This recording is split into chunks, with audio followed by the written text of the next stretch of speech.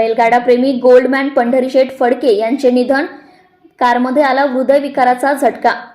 महाराष्ट्रातल्या बैलगाडा शर्यतीतील प्रसिद्ध नाव म्हणजे पंढरीशेठ फडके यांचं हृदयविकाराच्या झटक्याने निधन झालंय. दुपारी ऑफिसवरून घरी जाताना 1:30च्या सुमारास कारमध्ये जाताना त्यांना हृदयविकाराचा झटका आला. पनवेलच्या विहीघरचे महाराष्ट्रातील प्रसिद्ध बैलगाडा मालक पंढरीशेठ फडके यांचे आज पनवेल या ठिकाणी निधन झाले आहे. महाराष्ट्रातील बैलगाडा शर्यतीला ग्लॅमर मिळवून देण्यामध्ये त्यांचा मोठा वाटा होता.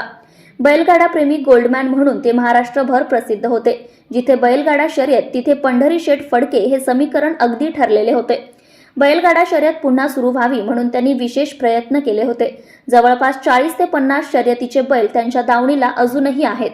मूळचे पनवेलचे असणारे पंढरीशेठ फडके हे बैलगाडा शर्यतीचे शौकीन म्हणून ओळखले जातात. पंढरीनाथ फडके हे आधी शेकाप पक्षात सक्रिय होते. त्यानंतर त्यांनी भारतीय जनता पक्षामध्ये प्रवेश केला.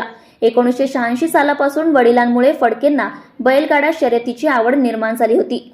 बैलगाडा शर्यतीच्या मैदानात त्यांच्या हटके एंट्रीची, त्यांच्या सोन्याची आणि गाडीच्या टपावर बसून शर्यत बघण्याच्या आगळ्या वेगळ्या स्टाईलची चांगलीच चर्चा असायची.